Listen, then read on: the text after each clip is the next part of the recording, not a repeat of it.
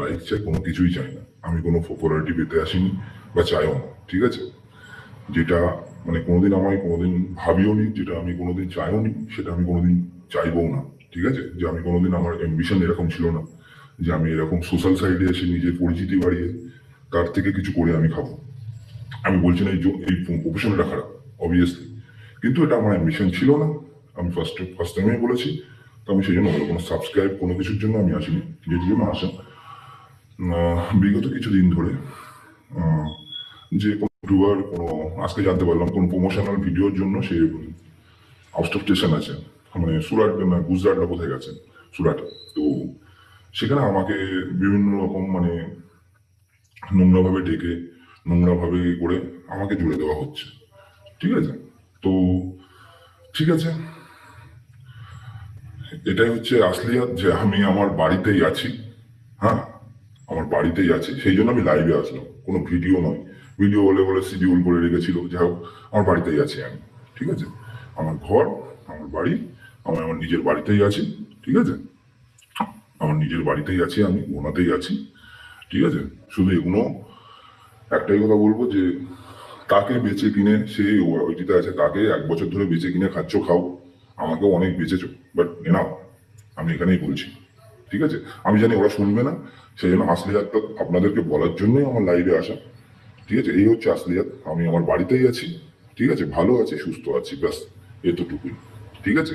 এবার নোংরা কেমন, মানে তাদের যে নোংরা খেলাটা, যে এতদিন ধরে কি নোংরা খেলা খেলতো, আশা করি সবার সবকিছুই ক্লিয়ার, ঠিক আছে? আর আমার প্রথমত যে আমি কেন লাইভে আসলাম, এটা তো আপনাদেরকে সবকিছু ক্লিয়ার করতে ফার্স্ট কথা। সেকেন্ড কথা হচ্ছে যে আমি যে প্ল্যাটফর্মে দাঁড়িয়ে আমাকে বদনাম করাতে হচ্ছে, বদনামটা আমাকে বেশি করে চাপিয়ে দেওয়া হচ্ছে, সেই প্ল্যাটফর্মে জবাবটা দেওয়াই আমি মনে করি বাঞ্ছনীয়। তো সেই জন্য সেই প্ল্যাটফর্মে আমি জবাবটা দিলাম আমার মতন করে, ঠিক আছে? আমার মতন করে আমি জবাবটা দিলাম। তো আশা করি সবার উত্তরটা পেয়ে গেছেন। আমি আমার বাড়িতেই আছি, এই হচ্ছে আমি ওপরের ঘরে আছি, এটা নিচে নিচে যাওয়ার সিঁড়ি, ঠিক আছে? আমি আমার বাড়িতেই আছি। গুড আফটারনুন ফ্রেন্ডস, সবাই কেমন আছো? ধৈর্য ফেলাইছি, টিপির সব বদমাইশি ধৈর্য ফেলাইছি। হ্যাঁ, এটা ধরে তো আমরা অনেকদিন আগেই ফেলেছি, কিন্তু এই যে টিপি মাঝে মাঝে কী করে, এই কন্ট্রোভার্সির ভিডিও দেখে, এইসব ভিডিও দেখে ওর গেম প্ল্যানিংটা চেঞ্জ করে, বুঝেছো? কন্ট্রোভার্সি ভিডিওগুলো ওরা এত খুঁটিয়ে দেখে, যেমন আমরা ওদের ভিডিও দেখি, তেমনি ওরাও কিন্তু আমাদের ভিডিও খুব মনোযোগ সহকারে খুঁটিয়ে দেখে, যেখানটায় ও ধরা পড়ে গেছে যে ফোকলা ওর সাথে ছিল। সেই কারণে আজকে এই প্রথমের ক্লিপসটা দেখিয়ে এটুকু তোমাদের বোঝানোর চেষ্টা করলাম, কারণ আমি এতদিন ক্লিপসটা দিইনি। ওখানটায় ফোকলা অনেকগুলো কথা বলছে যে আমাকে নিয়ে নোংরা খেলা খেলছে, আমাকে নিয়ে নোংরা খেলা চলছে, আমাকে তো বদনাম করতে পারি না। শোনো, ফোকলার মা বাবা আর ফোকলার নামেও একটা বড় মাপের বাঁশ দিয়ে আসা হয়েছে, যেই বাঁশটার থেকে বাঁচার জন্যে ফোকলা টেপিকে বলেছে যে হ্যাঁ, এই আবার ওরা ধরে ফেলেছে, আবার একটা আমার মা বাবাকে হ্যারাসমেন্ট করবে, বা আমার মা বাবার কাছে আবারও লিখিত আসবে। ওর মা বাবাকে যথেষ্ট পরিমাণে একটা কড়া বার্তা দেয়া আছে টেপির ফোকলাকে, শুধু টেপির ফোকলাকে নয়, টেপির ফোকলার বাবা মাকে। কারণ সেই ফোন নাম্বার মনে আছে তো, টেপি একটা ফোন নাম্বার রিভিল করেছিল, সেই ফোন নাম্বারের থ্রুতে ওর বাবার কাছে যথেষ্ট পরিমাণে কড়া মাপের বার্তা গেছে। সেই কারণে ওর বাবা মাকে বাঁচানোর জন্য এখানটায় টেপি যে খেলাটা খেলেছে, ফোকলার বাবা মাকে বাঁচানোর জন্য, ফোকলাকে নয়। ফোকলা তো অবশ্যই তার থেকেও বড় বাঁচাতে গেছে ফোকলার বাবা মাকে, কারণ ফোকলা যে টেপির সাথে ছিল এটা 100% কনফার্ম হয়ে গেছে। একটা ফোন কল, যেই ফোন কলটা ওখানে ছিল এবং নাম করে বলা হয়েছে, এবং সে নামটা বলেছে হ্যাঁ हाँ हाँ यहाँ पर आई है माँ, एक लेडी एजेंट है या हस्बैंड वाइफ मिलके आए हैं। এই যে একটা কল রেকর্ড যেটা ওদের চলে এসেছে, সেই কারণে নিজেকে দ্রুত বাঁচানোর জন্যে ফোকলা রাতারাতি চলে এসেছে। দেখ টেপি, দেখ তোর প্রেমিকের জন্য তোকে কত বলিদান দিতে হচ্ছে, তোর শারীরিক ক্ষমতা নেই টানার, তবুও তোকে দিল্লিতে গিয়ে ওই স্টেশনে বসে সারা দিন কাটিয়ে আবার সন্ধেবেলায় 5টার ট্রেনে উঠে শিয়ালদায়, মানে একদিন আগে পিছে, তার মধ্যে ভিডিও গ্যাপ দিয়ে দিয়েছে। এর দুদিনের ভিডিও নিয়ে আবার একটা দিনের ভিডিও হলো। দেখো 11 তারিখেই তোমাদের ট্রেনে বসে বললো, তার মানে 11 তারিখ ওই বাড়ি আসলো, ওখানটায় ব্লগ শেষ। 11 তারিখ না, 10 তারিখ, 9 তারিখ আর 10 তারিখ। 9 তারিখে স্টেশনে বসে ওই লাইভ করেছে, সেই 9 তারিখের ব্লগ আর 10 তারিখের ব্লগ তোমরা পেলে আজ 12 তারিখ। ও নিজেই মুখে বলছে 9 তারিখ আর 10 তারিখ দুদিন মিলে, কারণ ট্রেনে উঠে গুড নাইট না করে আবার পরের দিন সকাল হয়ে গেছে। তারপরে 9 আর 10 মিলে ব্লগ এলো 12তে। তার মানে 10-এর সারাদিন গায়েব, আর 11 গায়েব এখনও, 12 আজকে রানিং। তার মানে দুদিনের গ্যাপ, দুদিন মিলে একদিনের ভিডিও দিয়েছে। তার মানে 9 তারিখ ওই যে স্টেশনে নেমেছে সেটা তো আমরা পেয়ে গেছিলাম ক তারিখে, 9 তারিখে যে স্টেশনে নেমেছে সেটা পেয়েছি আমরা 9 তারিখ সকালেই মনে হয়, 9 তারিখ সকালে বা হ্যাঁ 9 তারিখ সকালেই ও ভিডিওটা দিয়েছিল। 9 তারিখ সকালে ও তখন বললো যে আমি ভিডিও এডিট করছি, আমি ভিডিও এডিট করে ভিডিও পোস্ট করব। তার আগেই তোমাদের একটা ছোট্ট লাইভ করে জানালাম, সেটা সকাল, এবং তার খানিকক্ষণ বাদেই কিন্তু ভিডিও চলে এসেছে। তার খানিকক্ষণ বাদেই কিন্তু টেপি ভিডিও যেমন 11টায় পোস্ট হয় সেই 11টায় চলে এসেছে। তার মানে ওই ভিডিওটা ছিল 8 তারিখ আর 9 তারিখ মিলে, 8 তারিখ আর 9 তারিখ মিলে সেই ভিডিও 9 তারিখেই পোস্ট হয়েছে, আর 9 তারিখ আর 10 তারিখ মিলে ভিডিও পোস্ট হলো 12 তারিখে। তার মানে ওখানটায় দুটো দুটো করে হাফ বেলা করে কিন্তু গায়েব। এবার তোমাদেরকে আমি বোঝাতে পারছি কিনা তোমরা বুঝে নাও, আমার থেকে তোমাদের ব্রেন আরও শার্প। ফোকলা যখন টেপির ওখানে কাজ হয়ে গেল, ফোকলাকে বললো তুমি বেরিয়ে যাও, তুমি এখনই বাড়ির দিকে বেরিয়ে যাও। ওরা সেই দিনটা সারা সকালটা ওরা ওখানে থেকে গেল। সেই দিনই ফোকলা বেরোলো কিন্তু বাড়ির উদ্দেশ্যে, আর টেপি বেরোলো নিউ দিল্লির উদ্দেশ্যে। ফোকলা বাড়ি পৌঁছে গিয়ে তোমাদের লাইভ করে দেখালো, আর টেপি নিউ দিল্লিতে পৌঁছে গিয়ে লাইভ করে দেখালো। ওরা কি দেখালো, দুজন দু জায়গায় গিয়ে লাইভ করে, যে আমরা এক জায়গায় নেই। নিউ দিল্লিতে টেপি অনলি ফর ফোকলার মা বাবাকে বাঁচানোর জন্যে সারা দিনটা কাটিয়েছে। কোনো কাজ ছিল না, ওরা কোথাও যায়নি। কারণ আমরা আগের দিন যখন ব্লগ শেষ করলো তখন ওখানটাতেই বললো এখানেই স্নানের ব্যবস্থা আছে, এখানে লকার আছে, এখানটায় সব আছে, আমরা এখানেই রাখবো। ওখানে প্রায় নামতে 11:30 12টা 11:30 10:30 11টার ওপরে হয়ে গেছিলো।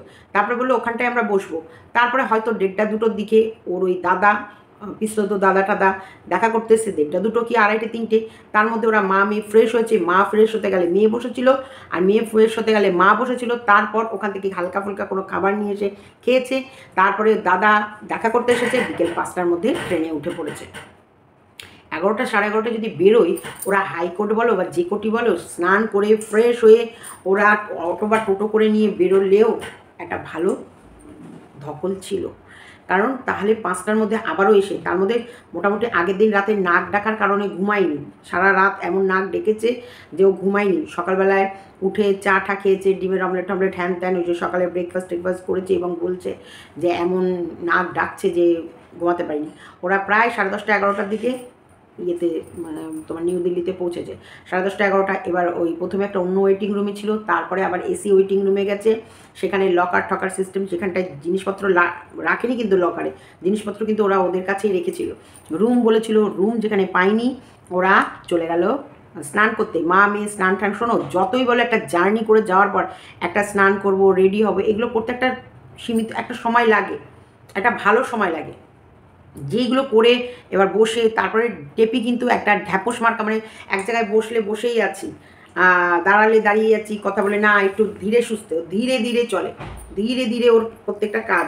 সেই জায়গায় টেপি অত দ্রুত 11:30 12টার মধ্যে, 10:30 11টা কি 11:30টার মধ্যে নেমে রেডি হয়ে স্টেশন থেকে বেরিয়ে মালপত্র গুছিয়ে স্টেশন থেকে বেরিয়ে ঘুরে আবার ইয়েতে পৌঁছানো ওর পক্ষে সম্ভব নয়। ওইখানটাই ওরা বসে বিকেল 5টা অবধি ইয়ে করলো। তার মধ্যে ওর পিসির ছেলে বা নাতনি দেখা করতে চলে এলো, ওখানেই গল্প করলো, চা খেলো। আবার বিকেল 5টা কততে টাইম মতো ট্রেন ছেড়ে দিল। তার মানে ট্রেনের ডাক হয়ে যায় 4টে 4:30, 4টে 4:30 ট্রেনের ডাক হলে ওরা ছিল 1 নম্বর না 2 নম্বর, সেখান থেকে 13 নম্বর প্ল্যাটফর্মে। ওরা ওভারব্রিজ পার, কারণ ওরা স্লাইডিং সিঁড়িগুলো পায়নি, ওভারব্রিজ পার করে লাগেজ টাগেজ নিয়ে এসে ট্রেন ওরা উঠে বসে পড়েছিল অন্য বগিতে। সেখান থেকে আবার কি মন হলো, আমার মনে হয় কিছু মনে হয়নি। ওখানটা অন্য প্যাসেঞ্জার এসে যখন দেখছে, অন্য প্যাসেঞ্জার বলছে তো আমার টিকিট এত, এটা আমার সিট, তখন ওরা হয়তো টিকিটটা খুলে দেখেছে যে দেখি তো তাহলে আমার সিট কোনটা। তখন দেখেছে এটা 1 নয়, এটা 11। আপনারা 11-র এই কোচ, আপনি ওখানে যান। এবার ওরা তখন আবার ছুটোছুটি করে, ভাগ্যিস ওই দাদাটা ছিল। তোমাদেরকে একটা কথা বলেছি না, এরকম রাস্তায় একটা পুরুষ মানুষ না হলে কত বড় বিপদ। কারণ ব্যাগ, এই যে লাগেজ, এটা টানা, তারপরে ছুটে গিয়ে ট্রেন ধরা, ট্রেনের সিট খুঁজে সেইখানটা মালপত্র রাখা, দুটো মেয়ের পক্ষে অসম্ভব। বলেছিলাম তো, লাস্টে ওঠার সময় দেখলে বুঝিয়ে দিল তো। ওরা বসে ওদের কানা তালকানা, কতটা তালকানা হলে যে ওরা 11টা এক দেখছে, কতটা তালকানা। আবার ওখানেও ও মিথ্যা কথা বললো যে আমার কি মন হলো গল্প করতে করতে, দেখি তো টিকিটটা, না ওই যে সিট নাম্বার, সেই সিট নাম্বারে প্যাসেঞ্জার চলে এসেছে। যখন প্যাসেঞ্জার এসেছে তখন ওকে বলছে এটা আমার সিট, আপনি ওঠেন। তখন ও বলছে আপনার সিট মানে এই তো আমার টিকিট। তখন সে দেখিয়ে দিয়েছে এটা 1 নয়, এটা 11, আপনার 11 নাম্বার সিট, এত নাম্বার কোচে, 11 নাম্বার কোচে এত নাম্বার সিট, আপনি যান। তখন ওরা তাড়াহুড়ো করে দৌড়াতে দৌড়াতে গেছে, ভেতর দিয়ে যেতে পারতো কিন্তু বাইরের দিক দিয়ে গেছে। এটা ওরা মা মেয়ে থাকলে কীভাবে হিমশিম খেত ভাবো তো। ওরা মা মেয়ে দুজনা যদি থাকতো কীরকম হিমশিম খেত। এত ও নিজেকে যতই ধূর্ত, চালাক, বুদ্ধিমান ভাবুক, আরে গেছে তো গেছে, তোর সঙ্গে তোর প্রেমিক ছিল তো ছিল, এটা নিয়ে এত ভয় পাওয়ার কি আছে? প্যার কিয়া তো ডারনা কিয়া, চোরি নেই কি? আর একটা অ্যাকচুয়ালি ও তোর স্বামীর ঘরে থাকবেই না, স্বামীর সাথে ডিভোর্স দিয়ে দিচ্ছে, তাহলে লুকিয়ে তো লাভ নেই। লুকিয়ে কি কোনো লাভ আছে? কোনো লাভ নেই। এত ভিউয়ার্সকে কনফিউজ করা ভিডিও, এই আমার মনে হয় ওর সত্যিকারের ওর কিছু পাবলিক ভিউয়ার্স মানে আছে, যাদের ভেতরে কি আছে আমার জানা নেই। তবে হ্যাঁ, ওরা হয়তো এরকমই ওদের হাজব্যান্ডের কাছে প্রতারিত হয়েছে, বা ওরা শ্বশুরবাড়ির সংসার করতে পারেনি, বা ওরা ওদের স্বামীর সাথে অ্যাডজাস্ট হয়নি, সেই কারণে ওরা হয়তো বাইরে এইভাবে জীবন কাটায়, সেই কারণে একে একটু সমর্থন করে। তার কারণ ওদের উপরে হয়তো এরকম টর্চার হয়েছে যেটা টেপি জানাতে চায়, কিন্তু টেপির ওপরে এরকম অত্যাচার হয়নি। একটা মেয়ের ওপর অত্যাচার সেটা কি পর্যায়ে হতে পারে টেপির জানা নেই। টেপির জানা নেই একটা মেয়ের ওপর একটা পুরুষ মানুষ বা তার ফ্যামিলি মেম্বাররা কতটা মেন্টাল টর্চার বা কতটা হ্যারেস, কতটা মানে ওই যে বলে না টর্চার করতে পারে, টেপির জানা নেই। টেপি অ্যাকচুয়ালি ভীষণ সুখে ছিল তো, সেই কারণে টেপির এগেনস্টে সবাই। কেন টেপি একটা মেয়ে হয়ে প্রত্যেকটা মেয়ে টেপির এগেনস্টে যায়? এই যে টেপির সাধারণ কথা, মিথ্যে বলার কোনো দরকার ছিল না। ও মিথ্যে বললো, হ্যাঁ আমার চলতে গেলে রাস্তায় একা চলতে গেলে একটা মানুষের প্রয়োজন, তাই আমরা মা মেয়ে নয়, আমরা আমাদের সাথে আরও একজন যাচ্ছে, যে ফোকলা যদি না গিয়ে থাকে তাহলে ফোকলার কোনো ভয় নেই। ফোকলার কোনো ভয় নেই যে ফোকলাকে ভিডিও করে দেখাতে হবে, লাইভ করে লোককে জানাতে হবে যে দেখো আমি এখানে আছি, কিচ্ছু করতে হবে না। কারণ ফোকলার লাইফ বিন্দাস কাটাবে। আজকে দেখো ও ঘনাতে ফোকলার বাড়িতে যে মুদিখানার দোকানে বিজনেস করছে, এটার ফুটেজ সবার কাছে চলে এসেছে। ও ঘনাতে ওর শ্বশুরবাড়িতে ওর শ্বশুর ফোকলার সাথে সংসার করছে, সেই কল রেকর্ডও সবার কাছে চলে এসেছে। এমনকি ওর ফোকলাকে নিয়ে ট্যুরে যাচ্ছে, সেই ফুটেজও সবার কাছে চলে এসে। সত্যি যদি তুমি কিছু করে থাকো সেখানটা তুমি চাপা দিতে পারবে না ভাই, পারবে না। সত্যি কোনো না কোনো ফাঁক ফোকর দিয়ে বেরিয়ে যাবে। তেমনি আমি বলি যে আমার কাছে কথা, ফোকলা ওর সাথে আছে, আরে থাকলে তো কোনো বিপদ নেই, বরং আরও 10টা ভিউয়ার্সও নিশ্চিন্ত হয়ে যাবে। না ও টেপির সাথে একজনা ফোকলা আছে, তাহলে টেপিকে কোনো টেপির প্রবলেম হবে না।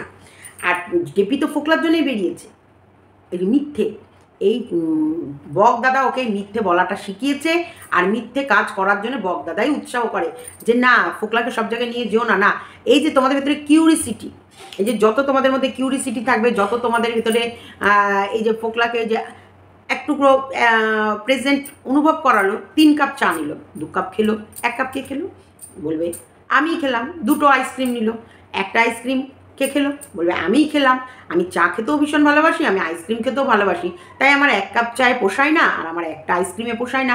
আমি এক জায়গায় বসে 10 কাপ চা খেয়ে নিতে পারি, আমি এক জায়গায় বসে 10খানা আইসক্রিম খেয়ে নিতে পারি। কিন্তু তোমাদের মনে এই প্রশ্নটা থাকবেই, না না না না না না, ওই 1 কাপ চা আর ওই একটা আইসক্রিম ফোকলাই খেয়েছে, ফোকলাই ছিল ওদের সাথে। সেটা এই যে এই কিউরিসিটি আর এই ফোকলার প্রেজেন্ট, এটাতে ও ভীষণ মজা পায়, ভীষণ মজা পায়। কিন্তু থানা কোর্ট পুলিশ এই যে কাজটার জন্যে ফোকলাকে বাঁচানোর জন্য ও কী করলো, ফোকলাকে বললো তুমি আজকে বিকেলের ট্রেনে তুমি বেরিয়ে যাও, আর তুমি যাও ওইদিকে, আমি যাই দিল্লি। এবার দিল্লি হয়ে পরের দিন বিকেল 5টায় হয়তো ফোকলাই টিকিটটা করে দিয়েছে, এই দিকে আপার সব ইয়ে ছিল বা টিকিট রিজার্ভেশন সেভাবে পাচ্ছিল না, তাহলে বলে তাহলে তুমি নিউ দিল্লিতে চলে যাও, আমি এদিকে আগে পৌঁছে যাই, নিউ দিল্লি থেকে তুমি এমন প্রেজেন্ট করবা যে ওখান থেকে তুমি দিল্লি যখন যাচ্ছ দিল্লি কা লাড্ডু। আর ওই যে সুপ্রিম কোর্ট আজকে সন্দীপও দেখিয়ে দিল, জলপাইগুড়িতে হাইকোর্ট, এদের মানে টেপি আর সন্দীপকে কোর্ট ছাড়বে না। টেপিও আজকে মানে সুপ্রিম কোর্টের কাজ ছিল যেটা দেখাতে পারবে না, কিন্তু সন্দীপের জলপাইগুড়ির হাইকোর্টে কাজ নেই তাই দেখাতে পেরেছে। কোর্ট কিন্তু এদের লাইফে আছে। তো যাই দুজনা দুই দিক থেকে দুটো কোর্ট দেখালো, সরি সুপ্রিম কোর্ট তো টেপি দেখায়নি, ওটা যেহেতু গুরুত্বপূর্ণ কাজ, আইনি ব্যবস্থা, আইনি বিষয়টা তোমাদের দেখাতে পারবে না, এটা আমি আগেও জানতাম, এখনও জানি, আগামী দিনেও জানবো। যদি আইনি কোনো পদক্ষেপ নেওয়া হয় তাহলেই জানানো যায়, আর যদি কিছুই না নেওয়া হয় তোমাদের জানাবে তো জানাবে, কি জানাবে, কুছ নেই জানাতে পারবে। আর যদি হ্যাঁ আইনি কোনো পদক্ষেপ নেওয়া হয় তাহলে তোমাদের জানাতে পারবে, আর যদি আইনি পদক্ষেপ না নেয় তাহলে ওই মুখেই বলবো আইনি পদক্ষেপ, একটা আইনি ব্যবস্থা ছিল, আইনের কাজ ছিল, সেই কারণে এখানে আসতে হয়েছে। যাই হোক, আমরা দেখে নিলাম টেপির আইনি ব্যবস্থা, ওই বিশ্রামাগারেই শুরু থেকে শেষ অবধি করে নিল, ওখানেই এলো ওর আইনজ্ঞ, ওখানেই চলে এলো, ওখানেই বসলো, ওখানেই পরামর্শ হলো, ওখানেই কথাবার্তা হলো, ওখান থেকেই চা নিয়ে এসে আইনজ্ঞকে খাইয়ে দেওয়া হলো, আইনজ্ঞ ওখান থেকে চা খেয়ে বিদায় হয়ে গেল। ওইখানে বসেই টেপিকে খুব একটা ছোটোছুটি করতে হয়নি। এইগুলো তোমরা চিন্তা করে নাও, তোমরা মানে এই যে টেপির ভিউয়ার্সরা, কারণ তারা ভাবো হ্যাঁ টেপি ওখানে নিশ্চয়ই কোনো আইনজ্ঞ এসেছে, নিশ্চয়ই ওখানে বসে আলোচনা হয়েছে, নিশ্চয়ই ওখানটা থেকেই একটা বড় মাপের পদক্ষেপ নেওয়া হয়েছে যে খুব শিগগিরই ওর ছেলে ওর কাছে আসতে চলেছে। ওইখানে বসেই বলে না, ছেলে আছে জলপাইগুড়ি আর মা আছে নিউ দিল্লি, মা তো হ্যাঁই নেই, আন্টি হ্যাঁ নিউ দিল্লি, তাহলে নিউ দিল্লিতে বসে জলপাইগুড়ি থেকে ছেলেকে কি করে ওর কাছে নেবে সেই প্ল্যানিং আর প্লটিং চললো। দেখো সন্দীপদের ভিডিও রিয়েল, কারণ সন্দীপরা কালকেই ট্রেনে উঠেছে, হয়তো আজকে ভোরে পৌঁছে গেছে, তারপর তোমাদের কাছে ভিডিও পাবলিক হয়ে গেছে। আর টেপিদের ভিডিও মানে এটা ওরা কালকে মানে সরি সন্দীপরা পরশুদিনকে ট্রেনে উঠেছে, পরশুদিন সন্ধেবেলায়, কালকে মানে পরশুদিন রাতে কমপ্লিট করেছে, নো সরি কালকে রাতে, কালকে সন্ধ্যেবেলায় ওরা 6টায় উঠেছে, তাহলে রাতের বেলায় কালকে সারাদিনের ব্লগ, সরি হ্যাঁ হ্যাঁ হ্যাঁ কালকে সারাদিনের ব্লগ, কালকে তো আমরা সন্ধ্যেবেলায় ট্রেনে উঠেছে, রাতে গুড নাইট করে দিয়েছে, এখন সন্দীপরা বাড়িতে, আর সন্দীপ সকালবেলায় বাড়ি ঢোকার পর এডিট করে ভিডিও পাবলিক করে তোমাদের কাছে ভিডিও পোস্ট করেছে। আর টেপিরা ঢুকেছে 11 তারিখ, টেপিরা ঢুকেছে 11 তারিখ বাড়িতে, 10 তারিখ বাড়িতে, 9-10 তারিখ বাড়িতে, তোমরা ভিডিও পেয়েছো 12 তারিখে। এই আমারও একটু ডেট নিয়ে একটু কনফিউজ হয়, তবুও বলে দিলাম সন্দীপরা ঢুকেছে 11 তারিখে, 11 তারিখের ব্লগ তোমরা 12 তারিখে পেলে, আর টেপির 9-10-এর ব্লগ আজকে পেলে, আর তার আগে 9 তারিখে পেয়েছিলে, 8 আর 9-এর ব্লগ 9 তারিখে পেয়েছিলে। ক্লিয়ার আছে না ভেজাল আছে? আছে কি কোনো ভেজাল? কোনো ভেজাল নেই। এরকম হচ্ছে টেপি। আমার কাছে সাধারণ কথা, মিথ্যা কথা বলাটা ওর অভ্যাস, প্র্যাকটিস। মিথ্যে মানে আমার প্রয়োজন নেই। হ্যাঁ জানো তো ওখানে সিটে বসে পড়েছিলাম, বসার পর এক প্যাসেঞ্জার এসেছিল, এসে বলা, তখন তো আমরা টিকিট দেখে অবাক, আবার ছুটতে এসে এই বগিয়ে তুললাম না, এটা ও গল্পটা দিল, আমরা গল্প করছিলাম অনেকক্ষণ, তারপরে কি মন হলো টিকিটটা বের করে দেখি। এই মন কখনই হয় না যতক্ষণ আরেকটা প্যাসেঞ্জার এসে তোমাকে নক করে, কারণ ওই মনটা তখনই হবে যখন টিটি এসে টিকিট দেখতে চাইবে, তখন তুমি টিকিট, কারণ ওর ব্রেনের মধ্যে ঢুকেই ছিল কোচ নাম্বার 1, তো ওরা 1-এ উঠে বসে আছে, তাই এটা 11টা 1 দেখে ফেলেছে। তো যাই হোক, যেটা বলতে গেলাম, এইবার ফোকলাও এইদিকে বাড়ি এসে নিজেকে মহানাত্মা, দেখো আমার সাথে আর সেই প্রেমিকার কোনো সম্পর্ক নেই, আমার চাই না আমার ভিউজ, চাই না আমার সাবস্ক্রাইবার, চাই না আমার কিছুই, চাই না আমার সাবস্ক্রাইবার, চাই না আমার লাইকও চাই না, আমার কমেন্টও চাই না, আমার ফলোয়ার্সও চাই না, আমার যদি কিছু চাই সেটা হচ্ছে আমার থেপিকে চাই, কারণ থেপি হচ্ছে আমার লকারের চাবি, তাই ওই চাবিটাকে আমি সব সময় কাজে পেতে চাই, তাই আমার চাবি আমাকে যত দিন ধরে মিথ্যে বলতে বলবে আমি তত দিন ধরে মিথ্যে বলবো, কারণ আমার চাবিও মিথ্যে কথা বলতে ভালোবাসে, আমিও মিথ্যা কথা বলতে ভালোবাসি, আমরা দুজনাই মিথ্যেবাদী, তাই দুজনাই ইউটিউবে বসে শুধু মিথ্যের পর মিথ্যে আর মিথ্যেই বলে যাব, মিথ্যে বই সত্যি ভুলব না, এটা ওরা পণ করে রেখেছে। হাইকোর্ট, সুপ্রিম কোর্ট যাবে, আর কোর্টের বাইরেটা দেখাবে না, কোর্টের আশপাশটা দেখাবে না। আমি তো তাহলে কালকে একটু বেশি ভেবে ফেলেছিলাম যে কোর্টের অন্তপক্ষে ও আশপাশ বা এগুলো দেখাবে, কিন্তু ওর হিসাব যা ওর দেখলাম সেটা ও ওখানে বসেই সময়টা কাটিয়েছে। ওর শারীরিক মানে শরীর আর পারেনি, শরীর আর ছোটার ক্ষমতা দেয়নি যে ও আবারও একটা অটো নিক বা ট্যাক্সি নিক বা যাই নিক একটু মার্কেট ঘুরবে। আমি ভেবেছিলাম 11টা-12টায় যখন ওখানে ঢুকে গেছে লকারের মধ্যে জিনিসপত্রগুলো ঢুকিয়ে দিয়ে স্নান করে ঝটপট করে বেরিয়ে যাবে রেডি হয়ে, যে চলো কাছাকাছি কোনো মার্কেট আছে কিনা ঘুরে নেবে। কিন্তু 12টা থেকে বিকেল 5টায় যদি ট্রেন হয়, 1টা 2টো 3টে 4টে, এই 4 ঘন্টার মধ্যে কোনো মার্কেট ঘুরে ওরা আসতে পারবে না। কারণ যেতে আর আসতে মোটামুটি একটা সময় ব্যয় হবে, তারপরে শারীরিক জার্নি হবে, তার উপরে আবার ইয়েও হবে, কী নাম যেন, একটা খরচও হবে। ধরো যেখানেই যাবে মোটামুটি কিছু দেখলে কিনবে না, বা সেটা তো হয় না, লাটিপিট মন কেনাতে ব্যস্ত থাকে। তা মোটামুটি এখন আর কেনাকাটাতে গেল না, যাক সোজা টান টান এদিকে ফিরে এলো। এদিকে ফোকলার বাবা মারও প্রাণ বেঁচে গেল, এদিকে ফোকলাও সবার কাছে বোঝাতে পেরে গেল যে আমরা একসাথে নেই। এদিকে টেপিও সবাইকে ভয় দেখানো হয়ে গেল যে হাইকোর্ট সুপ্রিম কোর্টে গেছি, তোমরা কী ভাবছো আমি ছেলের জন্য বসে আছি? এই দেখো ছেলের জন্য আমি সুপ্রিম কোর্ট অবধি এসেছি, কোর্টে যাই চাই না যাই, কোর্টের গেটে অবধি যাই চাই না যাই, নিউ দিল্লি অবধি এসেছি সুপ্রিম কোর্টে শুধু তোমাদেরকে বোঝানোর জন্য যে আমি আমার ছেলের জন্য খাটছি, দৌড়াচ্ছি, চোখের জল ফেলছি, আমার পুরনো স্মৃতি মনে পড়ছে, আমার ভিতরে আবেগ আছে, আমার ভিতরে চরম কষ্ট আছে, আমার ভিতরে যাতনা আছে, আমার ভিতরে ভীষণ মানে ওকে ধরার ইচ্ছা আছে, ছেলেকে ছোঁয়ার ইচ্ছা আছে। হ্যাঁ, এগুলো ও ভিউয়ার্সকে বোকা বানানোর জন্য বলছে। তো ভিউয়ার্সকে বোকা বানাতে গিয়ে আসল বোকা কি তুমি হচ্ছ না? ভিউয়ার্সকে তুমি ধরো বোকা বানালে, মেনে নিলাম তুমি ভিউয়ার্সকে বোকা বানাতে সক্ষম হয়েছো, একদম টেপি তোমার সাথে আমি কিন্তু একদম 100% তুমি তোমার ভিউয়ার্সকে বোকা বানাতে 100% সক্ষম হয়েছো, একদম তুমি AA+ পেয়েছো ভিউয়ার্সকে বোকা বানাতে। কিন্তু তুমি তোমার বিবেককে জিজ্ঞেস করো, তুমি তোমার অন্তরাত্মাকে জিজ্ঞেস করো, তুমি কি তাকে ঠকাতে পেরেছো বা তাকে বোকা বানাতে পেরেছো? তাকে বোকা বানিয়ে সত্যি কি তুমি লাভবান হবে? লাস্টের শেষ দিন অবধি তুমি কি সত্যি লাভবান হবে? দেখো শেষ দিন কেউ দেখে না, শেষ দিনের অপেক্ষাও হয়তো কেউ করে না। কিন্তু তোমাদের কিছু গুরুত্বপূর্ণ কথা বলি। একটা জিনিস, আজকে তিশানুর কথা ভাবো। তিশানু একটা সময় আসবে সত্যি তোমায় ভুলে যাবে মানে বলতে বসেছে। ওর স্মৃতি থেকে তুমি প্রায় 70% মুছে যেতে শুরু করেছো। আর 1-2 বছরের মধ্যে ও মোটামুটি তুমি একটা কেউ ওর লাইফের পার্ট ও আর মনে রাখবে না। কিন্তু তুমি দেখো তুমি এমন একটা মানুষের জন্যে তুমি এমন একটা মানুষকে ছেড়ে দিলে বা তাকে ভুলতে বাধ্য করলে তোমার বিবেক কি তোমাকে কোনো সময় করা নাড়বে না?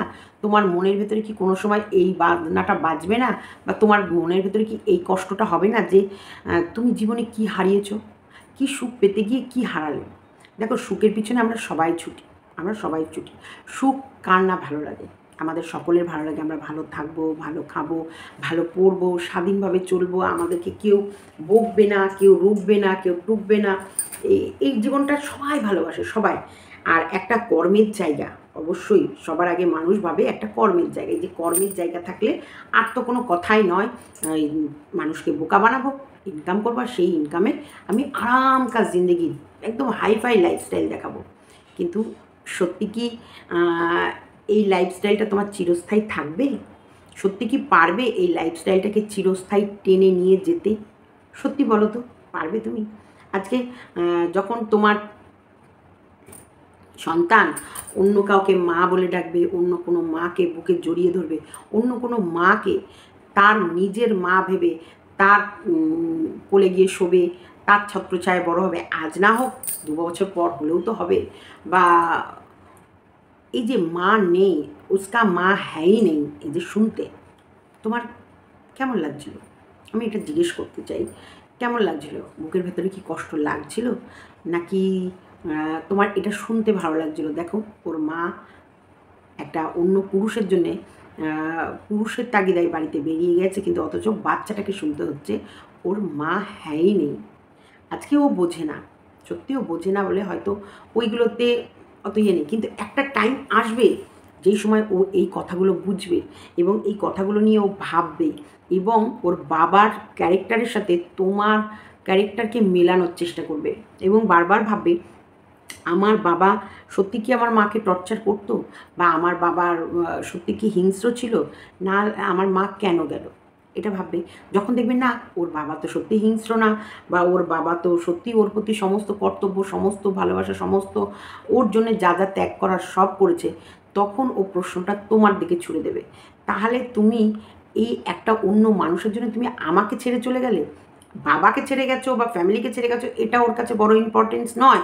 ওর কাছে ইম্পর্টেন্স শুধুই থাকবে বাচ্চাটাকে ওকে ছেড়ে চলে এলে, ওকে এমন একটা টাইমে, যে টাইমটায় ও পৃথিবীর আলোটাই সেভাবে দেখে উঠলো না, ও পৃথিবীর মানুষগুলোকেই চিনতে শিখলো না, ও নিজেকে নিজে মানে ভালো মন্দ বিচার করতে শিখলো না, সেই টাইমে তুমি ওকে ছেড়ে চলে গেলে, মানে আমার থেকেও, মানে ওই বাচ্চাটার থেকেও তোমার কাছে তোমার প্রেমিক এত আপন হলো মা?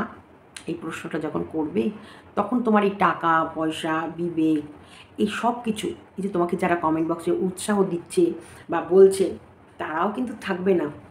এই প্রশ্নটা শুধু বিবেক থেকে তোমাকে কুড়ে কুড়ে খাবে, আর এই বিবেকের যন্ত্রণায় তুমি দংশে দংশে শেষ হবে। তুমি আরও ধরো ফোকলা হোক বা টাকলা হোক বা অন্য কারোর সাথেই হোক সম্পর্ক করে, ধরো তোমার আর নতুনও বাচ্চা কাচ্চা হলো, কিন্তু সত্যি কি তাদেরকে তুমি সঠিক বিচার দিতে পারবে বা ভালোবাসা দিতে পারবে? এমনও তো হতে পারে তোমার তখন ফোকলাকে পছন্দ হলো না, আরও একজনকে পছন্দ হলো, তখনও কি তুমি ফোকলার দেয়া উপহার এই বাচ্চাগুলোকে ওর ফোকলার কাছে ফেলে রেখে চলে যাবে আরেকজনের হাত ধরে? হতে পারে তখন ফোকলা তোমাকে এমন কিছু বললো, বা তোমাদের পারিবারিকের মধ্যে এমন কিছু অশান্তি হলো, তোমার ফোকলাই তোমাকে বলে বসলো, এই চুপ কর তো, তুই তোর নিজের সন্তানকে ফেলে আসিস, তুই আবার বড় বড় কথা বলিস, তুই আমার ছেলে মেয়েকেও ফেলে চলে যাবি, ধরো এরকম একটা কিছু বলে বসলো, তখন এই ফাঁকিগুলো তুমি ভিউয়ার্সকে দিচ্ছ না, তুমি তোমাকে দিচ্ছ। তোমার ভিউয়ার্স, আজকে ভিউয়ার্স নিত্য নতুনভাবে চেঞ্জ হতে থাকে, আজকে তোমার কাছে অনেক ভিউয়ার্স আছে, বলছে, লিখছে, এই ভিউয়ার্সগুলো ধীরে ধীরে হারিয়ে যাবে। তখন কিন্তু তোমাকেই প্রশ্নের উত্তরগুলো শুধু তোমাকেই দিতে হবে। খারাপ কাজে উৎসাহ অনেক মানুষ দেয়, কিন্তু পাশে থাকে না কেউ। এদের সারাক্ষণই চলে মিথ্যে, মিথ্যে আর মিথ্যে, মিথ্যের গল্প, মিথ্যে দিয়ে বাপরে বাপ, হাবাইত্যা ফ্যামিলি। শুধু মেয়েকে খাটিয়ে খাবে বলে হাবাইত্যা ফ্যামিলিটা কী অবস্থা বাবা। ট্রেনের মধ্যে পাতলা চা, বেশি পাতলা চা খেতেই পারে, বেশ মোটা করে ঘন করে মালাই মার্কে চা, তবে ওদের চা খেয়ে শান্তি। সেই কারণে নেমেই আগে চা, একটু চা খেয়ে নিই। এইগুলো আরও ধীরে ধীরে এরকম পরিস্থিতিতে জড়াচ্ছে। টেপির অনেক উইক পয়েন্ট টেপির মায়ের হাতে যাচ্ছে, যেটা টেপিকে সারা জীবন ওর মায়ের কাছে দাসত্ব স্বীকার করতেই হবে, এবং ওর মা যা বলবে সেটা টেপিকে শুনতেই হবে, কারণ টেপির যত নোংরামির সাক্ষী টেপির মা হয়ে থাকছে, তাই টেপির আর পথ নাই। তবে ফোকলা একদিন টেপিকে শোনাবে যে তার সন্তানকে ফেরত ফেলে রেখে চলে আসতে পারে, তাকে কোনোদিন বিশ্বাস করা যায় না। বিশ্বাসঘাতক, এই যে একবার হারালে তাকে আর বিশ্বাসের না, কোনো দিন সেই সেই জায়গাটা আসে না। এইখানটা আমি আরেকটা কথা তোমাদের বলতে চাইছিলাম, ভুলে গেলাম কথাটা।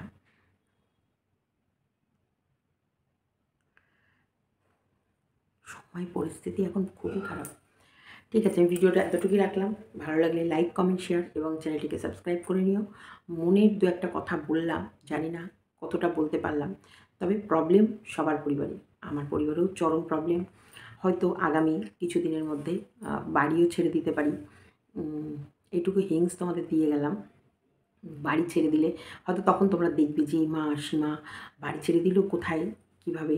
তো দেখো, তোমাদের কাছে লুকানো যাবে না কোনো কথা, আর আমি চাই না আমার জীবনের কোনো কথা তোমাদের কাছে লুকিয়ে রাখতে।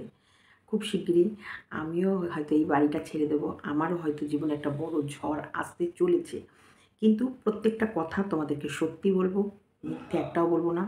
জীবন মানেই যুদ্ধ, তবে কাউকে ফাঁসাবো না, কাউকে চাই না আমার জন্যে কেউ এমন কোনো শাস্তি পাক, বা আমার জন্য এমন কোনো মানুষকে আমি শাস্তিও দিতে চাই না যে কোনো বিপদ। তবে একটা বড় সড়ো বিপদ আমার লাইফে আসতে চলেছে, যেটার সংকেত আমি কিছুটা পাচ্ছি, একটা বড় সড়ো পরিবর্তন, একটা বড় সড়ো ঝড়। হ্যাঁ, সেই কারণে আমি বলি সবসময় টিপিকে যে দেখো প্রত্যেকটা মানুষ প্রবলেমে আছে, কিন্তু তুমি যে প্রবলেমটা মানুষকে দেখিয়েছো না, এটা মিথ্যে। কিন্তু তার থেকেও অনেক বড় বড় প্রবলেমে মানুষ থেকেও তারা কিন্তু অ্যাডজাস্ট করে যায়, বাঁচানোর চেষ্টা করে, বারবার বাঁচানোর চেষ্টা করে, কারণ এই সন্তানদের জন্যে, আর কিচ্ছু না। শুধু এই বাচ্চাদের জন্য, বাচ্চাদের সুখের জন্যে, বাচ্চাদের ভবিষ্যতের জন্য মারা অনেক ত্যাগ করে। তাই সেই ত্যাগের এক অংশও তোমার মধ্যে দেখতে পাইনি। তুমি মানুষকে বোকা বানাচ্ছ। এই স্টিল নাও আজকের ডেটে দাঁড়িয়ে আজকের এই ভিডিওটাও জাস্ট ফর ভিউয়ার্সকে বোকা বানানো। চলো ভিডিওটা এতটুকু রাখলাম, ভালো লাগলে লাইক কমেন্ট। একটা জায়গায় আমি একটা কথা ভুলে যাচ্ছিলাম, বারবার বলছিলাম না আমি ভুলে যাচ্ছি, একটা কথা বলতাম, তো সেটা হলো এডিট করতে করতে মনে পড়লো। বলছি, ফোকলার মা বাবার মান সম্মান বাঁচাতে টিভিপির কত বড় বলিদান দেখেছো? জাস্ট ফর ফোকলার মা বাবার মান সম্মান বাঁচাতে। কারণ ফোকলা থানা কোর্ট পুলিশকে ফোকলাও ভয় পায়, এই ফোকলাও যথেষ্ট ভয় পায়। এই যে ওর বাবা মাকে ফোন করে বা ওর বাবাকে বারবার বাবা মাকে যে থানায় দেখা করতে বলা হয়েছে যে বারবার, আর এই যে ফোন করে এই হ্যারাসমেন্টটাকে, মা বাবাকে বাঁচানোর জন্য টেপির কত বড় বলিদান দেখলে, এটাকে বলে। অথচ নিজের শ্বশুর শাশুড়ি যাকে বিয়ে করছে, বলছে আমার প্রবলেম হাজব্যান্ডকে নিয়ে, হাজব্যান্ডের সঙ্গে প্রবলেম হাজব্যান্ডের সঙ্গে মেটাও, সেটার জন্যে মা বাবাকে শাস্তি দেওয়াটা কি ঠিক? এই যে মা বাবাকে ফাঁসানো, মা বাবার নামে মিথ্যে কেস দেয়া, মা বাবাকে হ্যারেস করা, মা বাবাকে জনসমক্ষে ছোট করা, মা বাবাকে কন্টিনিউ, এই যে শ্বশুর শাশুড়িকে বলছি, এইসব মানুষগুলো কি টেপি তোমার উপকার করেনি? কোনো দিন তোমাকে ভালোবাসেনি? সত্যি করে বলো তো, বুকে হাত রেখে, যে এইসব মানুষগুলো তোমাকে স্নেহ দেয়নি, আদর করেনি, বুকে জড়িয়ে নেয়নি? এইসব মানুষগুলোকে যখন ঠকিয়েছো, তোমার বিবেক তোমাকে তাড়না দেবে না? বিবেক তোমাকে কুড়ে কুড়ে খাবে না? এটা আমি তখন বলতে ভুলে গেছিলাম যে দেখো, 1 বছরের প্রেম হোক বা অনেক বছরেরই প্রেম হোক, পুরনো প্রেমই হোক না কেন, কিন্তু ফোকলার মা বাবাকে বাঁচানোর জন্যে টিপি কতটা বড় ধকল নিল। অথচ যার বাড়িতে 5 বছর থেকেছিল, যার নাম ভাঙিয়েও আজও খাচ্ছে, সেই মানুষগুলোকে কিভাবে পাকে ফেলছে। ওপরে না ঈশ্বর একজন বসে আছে। একটা জিনিস আমি নিজেকে খুব ফিল করি, আমার জন্য যদি কেউ চালনা করে, তার জন্য আমি অনেক করি, অনেক শেষ পর্যন্ত রক্ষা করার চেষ্টা করি। সে আমার চালনাটা করেছে সেই কথাটা মনে রেখে। হ্যাঁ, এবার মানুষ তো সব বেইমান, এখনকার মানুষ কিন্তু একদম ভালো না, সব মানুষ বেইমান। যখন বেইমানির রূপটা তাদের দেখি, তখন সে বেইমানি সম্বন্ধে বলি। হয়তো অনেকবার বলবো না ভেবে অনেক সহ্য করি। যখন দেখি না আর পারছি না, তখন হয়তো একবার তাকে মনে করিয়ে দিই, তাও জনসমক্ষে না, পার্সোনালভাবে। আর এখন মানুষ বড় চরম থেকে চরম বেইমান। তুমি যার উপকার করবা, যার জন্য করবা, যতটুকু করবা, সে যে কেউ হোক, তত বড় বাঁশ তুমি খাবে। আর যত মানুষকে উপকার করবে, তত তোমার জন্য তুমি নিজের পায়ে নিজে কুড়ুল মারবে, নিজের জন্য নিজে গর্ত করবে। এখন বর্তমানে কেউ কারো না, আর যত করবে তত তোমার দুর্নাম করবে। যখন পারবে না, তখন তোমার পায়ে ধরবে। যখনই একটু মাথা তুলতে শিখবে, সবার আগে ছোবল তোমাকেই মারবে। তুমি দুধ কলা খাওয়ালে ছোবলটা তোমাকেই মারবে। তো চলো, এটুকু বলার ছিল ভিডিওটা।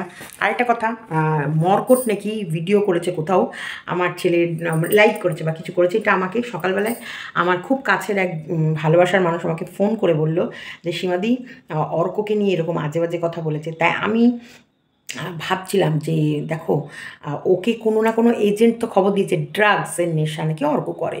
তা সেটা বলবো, ওকে যখন নেশা করে, যে ড্রাগস দেয় সেই মারফত কোনো না কোনো খবর ওর কাছে এসেছে।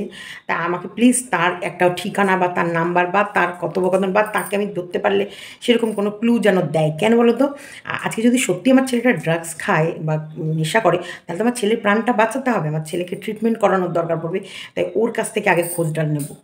কারণ আমার ছেলে তো, আমার যদ্দূর ধারণা বা আমার যদ্দূর চোখের সামনে আমার ছেলেকে ঘুরতে দেখি, হয় কলেজে যায়, নয় বাবার দোকানে যায়, আর বাড়িতে যায়, খায় দায় ঘুমায়, আর সকালবেলা আবার উঠে দোকানের চাবি নেয়, দোকান খোলে, দুপুরবেলায় খেতে যায়, আবার বিকেলে চাবি নেয়, দোকান খোলে, আবার রাতের বেলায় বাবা গেলে দোকান থেকে বেরিয়ে পড়তে যায়, কখনো কলেজে যায়, কখনো কলেজের অ্যাসাইনমেন্ট জমা দিতে যায়। মানে ও তো ভীষণ বিজি লাইফ, তার ভেতরেও যদি ড্রাগস নিয়ে থেকে থাকে বা খেয়ে থাকে, তাহলে তো সেই এজেন্ট যার কাছ থেকে, যার থ্রুতেও জেনেছে, প্লিজ রিকোয়েস্ট আমাকে ঠিকানাটা দিতে। কারণ আমার ছেলের ট্রিটমেন্টের দরকার। আমি সোজা যাব, গিয়ে তাকে ধরবো যে সত্যিকার আমার ছেলে কী কী খেয়েছে বলো, আমি আমার ছেলেকে ট্রিটমেন্ট করাবো। কারণ আমার চোখে ধরা পড়ছে না, কারণ আমার ছেলে তো ডেলি রুটিনের মধ্যে ও ভীষণ ব্যস্ত থাকে, আর ওকে যে খবর দিয়েছে সে নিশ্চয়ই জানে। চলো, টাটা, বাই বাই। ভিডিওটা ভালো লাগলে